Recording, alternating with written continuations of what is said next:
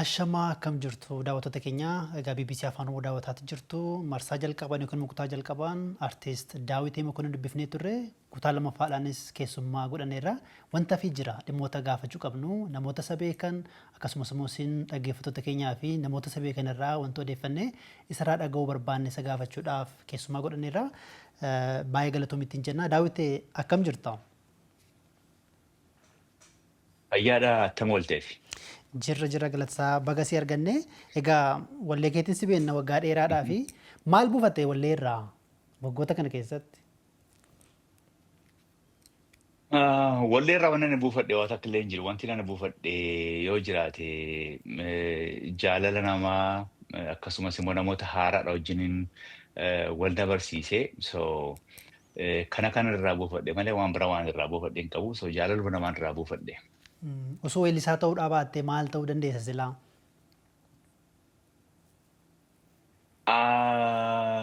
Otoo weellisaa ta'uu baadhee anoo beeku dhugaa waan biraa waan hin ta'uu danda'u irratti hin fakkaatu. Ani ijoollummaa dhuma korraa kaasee muuziqaa irraa wajjin wal bare dhugaa dubbachuudhaaf ani waan biraa waan hin ta'u irratti hin fakkaatu.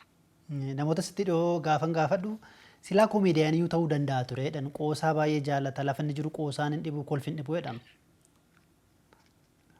Dhugaadha inni maaliif inni egaa akka profeshinii otoo hin ta'in yeroo hiriyoota keetii wajjin wal agartuun taphattaa haasoftaan qoostaa kanadha malee akka profeshiniitti waan hin qabadhee waliin deemuu miti. Inni dhugaadha nan qoostaa nama wajjin nan taphadha. Garuu muuziqaatu warra naaf caalamayyuu anaaf akkuma sila siin jedhe. Fakkeenyaaf amma amala kee keessatti yeroo akkamii fa'aa sirbisiin jedha? Bakka filattuu qabdaa yookiin immoo buna fa'aa yookiin shaayii fa'aa dhuddee kaateeti moo maali? Dhugaa dubbachuudhaaf ani bakkallee hin filadhu garuu muuziqaan yeroo baay'ee yeroon agartee yeroon yaadni tokko natti dhufu yookiin yeroon agartee sammuun koo dhiphachuudhaaf barbaadu muuziqaa baay'ee dhaggeeffadha. Sirboota ta'e nan dhaggeeffadha. Sirbuu yeroo hundaa sirbitu sirbuu gaafa qophiin adda addaa jiraatu yookiin sagantaan tokko fa'aa yoo jiraate sirbita malee callumee sirbu garuu sirboota baay'ee dhaggeeffadha. Yeroo sammuun koo dhiphachuu barbaadu muuziqaa yoo dhaggeeffadhe nan fayyaa natti wayyaa. Kanadha. Sirba kan keeti moo kan namaa caqasta? An dhugaa dubbachuudhaaf sirboota kan koo dhaga'uu badaan jaalladhu because sirboonni kun bira waan turaniif yeroo otoo nama bira hin gahin nama bira turaniiru erga ba'anis baay'ee dhaggeeffadha miti. Sirboota kun dhaggeeffadhu sirboota nama biraa afaan dhaggeeffadha irra deebi'ee dhaggeeffadhu. Ammas agartee muuziqaa kana yeroo dhaabdu dogoggorri tokko numa jira bara. Namni hin beeku ani immoo beeka waan sana sii galee namni hin beeku nuti garuu beenna warri muuziqaa sana wajjin hin beenna. Kana waan hin beekuu fi dhaggeeffachuu bakka sana yeroo ga'u na cinqabeetta baay'ee otoo akkas ta'e waan jiru ani dhaggeeffachuu barbaadu. Dhugaa yoo si rakkisuudhaa baadheef kanatti kan si garaa siqu utummoo kanatti beektu kan namni hin beekne fa'aa kan irraa dubbattu jira fakkeenyaaf sirba kam keessa fakkeenyaaf? No, dubbachuu barbaadu waa'ee sirba bira akkuma namni itti dhaggeeffatedha. Dhaggeeffatan akkasumatti malee dubbachuu barbaadu because agartee yoo nama quba qabaachiftee bakka sana agartee isaafis ta'uu dhiisuu hin danda'a. Garuu akkuma jiru kanatti dhaggeeffatu jaallateera namni. Jechuun dogoggora keessa kutee miti. Dogoggora muuziqaa ta'uu danda'a, sagalee ta'uu danda'a, yookiin walaloo fa'aa miis gochuu danda'a. Kanadha malee waan biraa waan guddaa ta'ee bahee mul'ate miti dogoggorichi.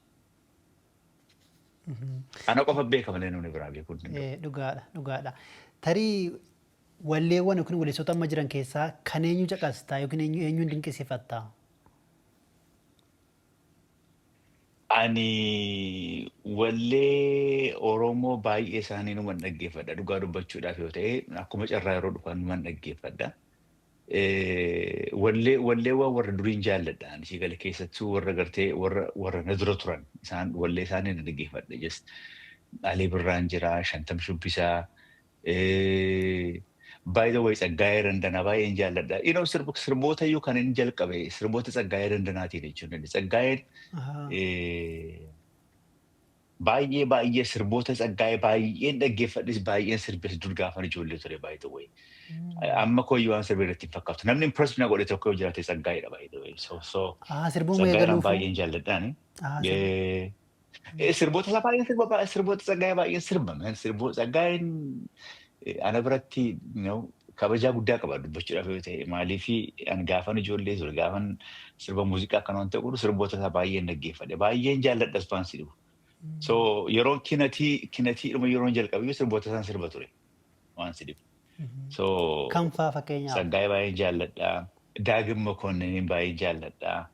Daagim Mokonnin egaa yeroo mana barumsaa gallee I think kutaa 8 or 9 baradha gaafa sirbi isaa bahee. Baay'een dhaggeeffadha daagimiin baay'een dhaggeeffadha.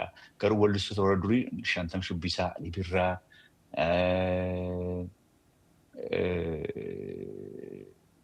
Himee Yusuufaa baay'een dhaggeeffadha beektaa. So Adnaan Naboodha. Anaaf Adnaan walii wajjin hin jirra by the way. Anaaf hiriyaadha.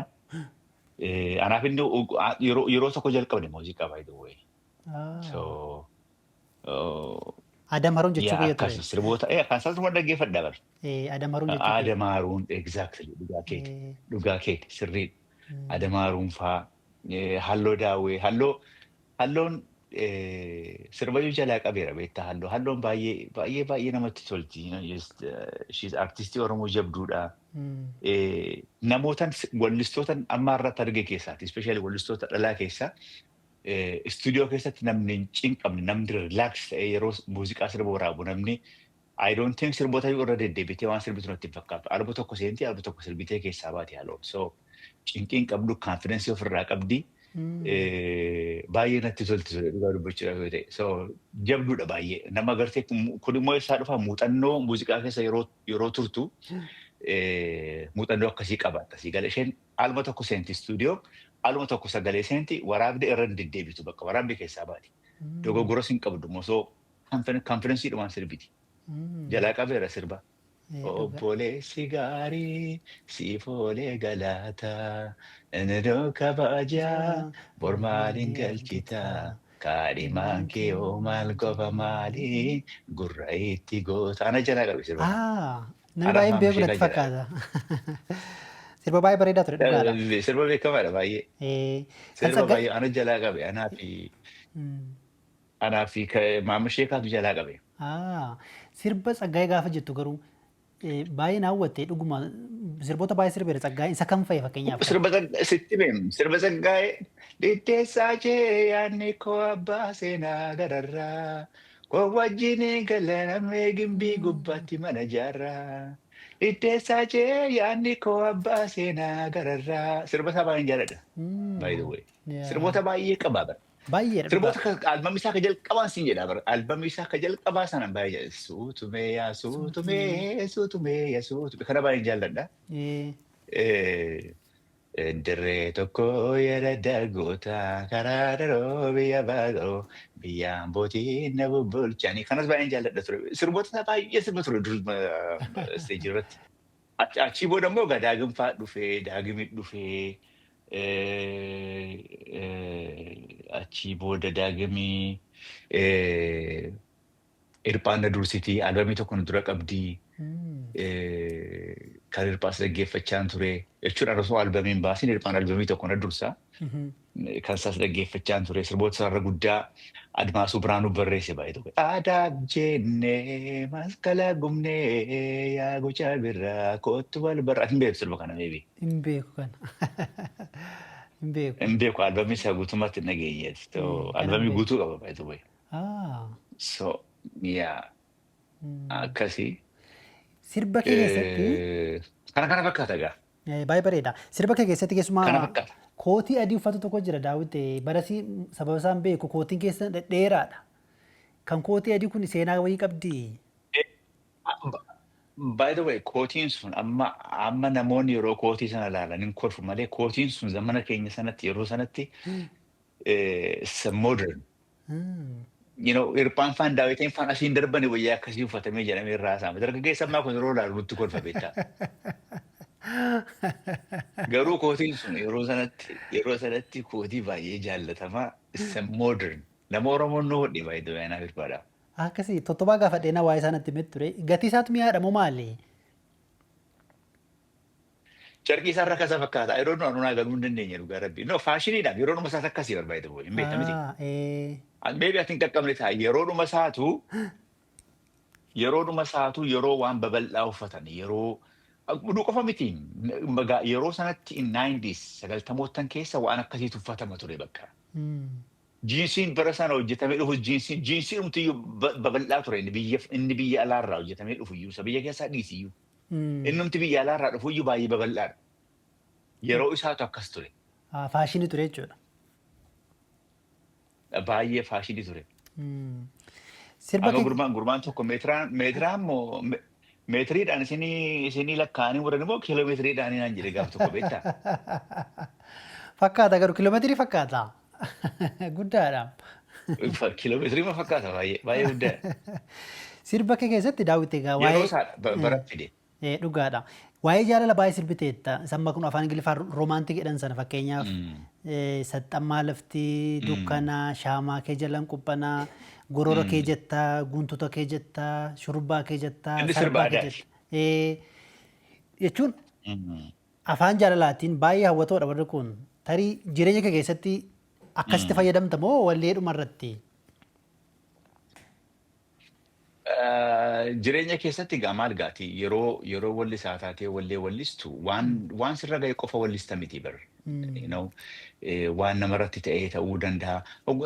Akkuma siin jedhedha bar. Al tokko tokko uumtee fa'aa hojii. Waanuma ta'uudha garuu waanuma nama keessa jirudha garuu uumamee sin hojjetama al tokko tokko. Akkuma dheengadda siin jedhe soolanee lakkoofsa lammaffaa manutu uumee hojjete malee isheen amma gartee deemtee erga heerumtee rakkattee deebitee wanta hin goone. Isheen hin goone garuu just nutu barreessee akkas goone just afaan Amaaraatiin maal jedhe dursate numatu barreesse. So sirboonni agartee gaafa wallisaa Oromoo taatu gaafa wallisaa Oromoo taatu walumaa galatti waan sirra ga'e qofa otoo hin ta'in waan namarra ga'es ta'uu danda'a. Waanuma soosaayitii keenya keessa jiru hojjettaa jechuudha malee waan irra ga'e qofa miti. Dhugaadha. Waan irra ga'e kan inni gadda sissiimedha kan inni sirbedha. Hubadhe. Amma Ajaa'ibaa isa jedhu sana. ajaa'iba. Weellisoota keessumaa eebbisaa fa'aa. Nama akkamii ture eebbisaan? Eebbisaan egaa saayiba keenyadha. Nama ani isa boodan dhufe baay'ee innis na dursaa.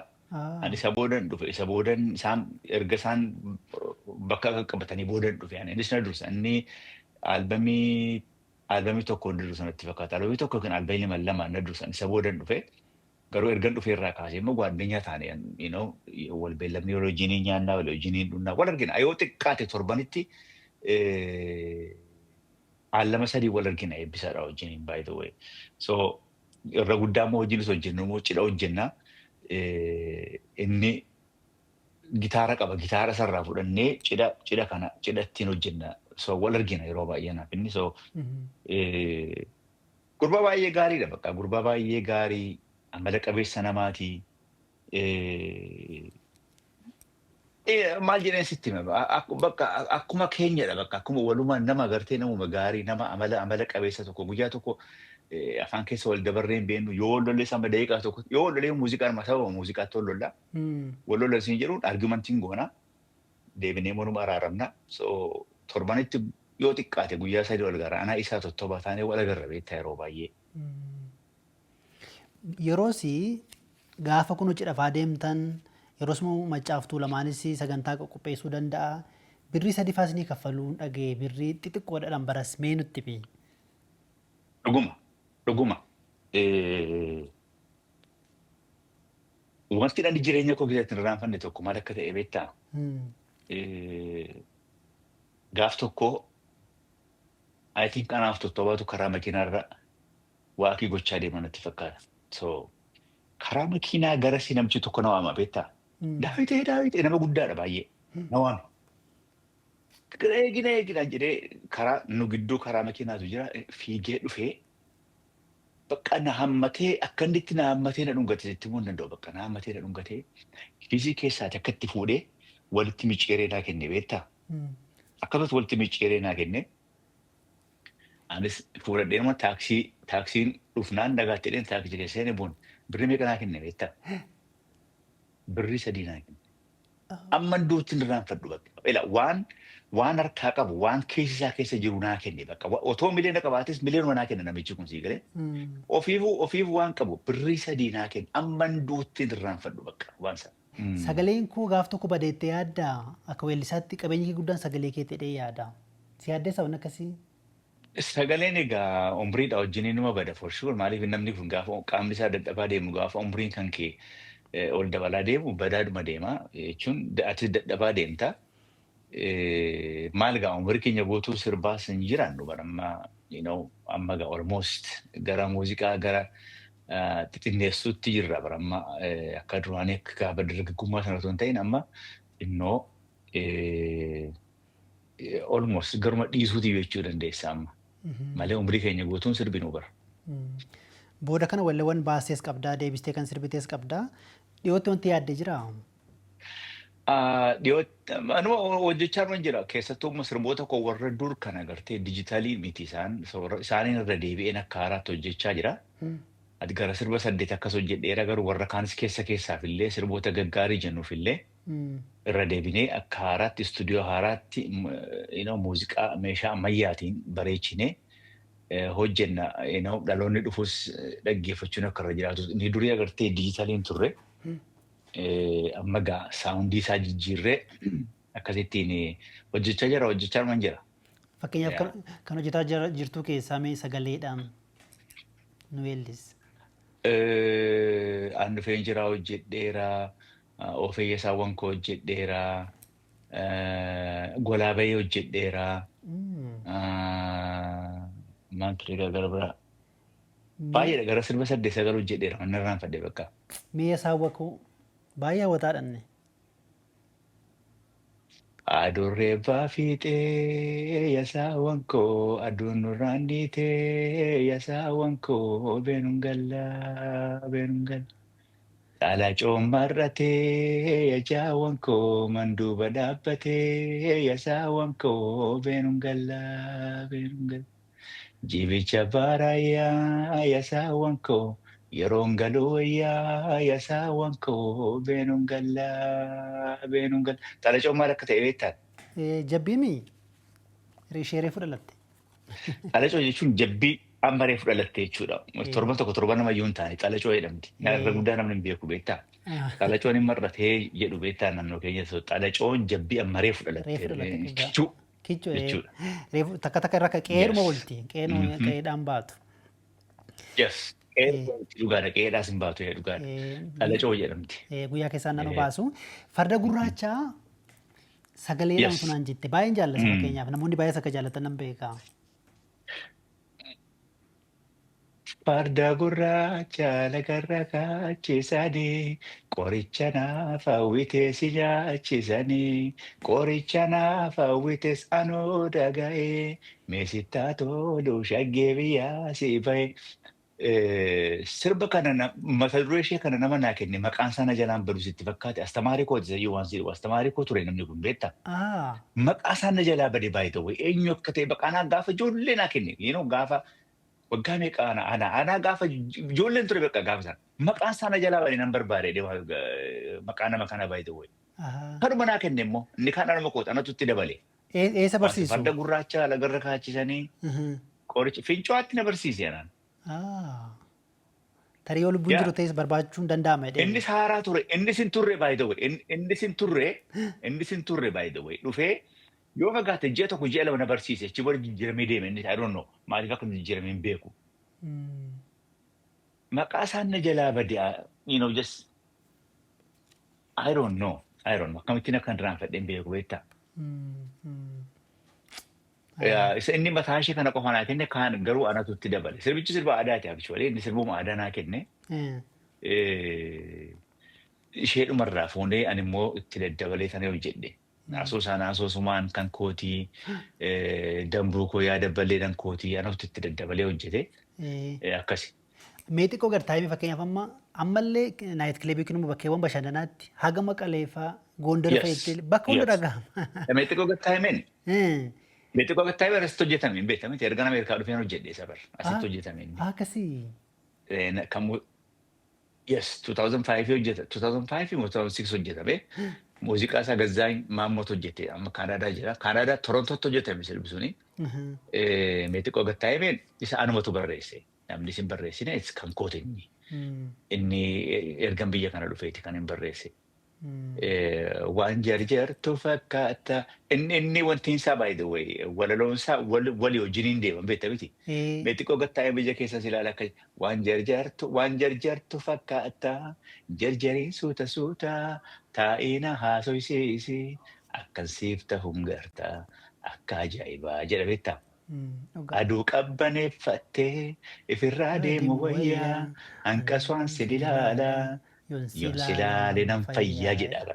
Walitti deema walaloo isaa baay'een jaalladha sirba kana baay'ee. Sirba baay'ee gaarii qaba. Sirba baay'ee bareeda.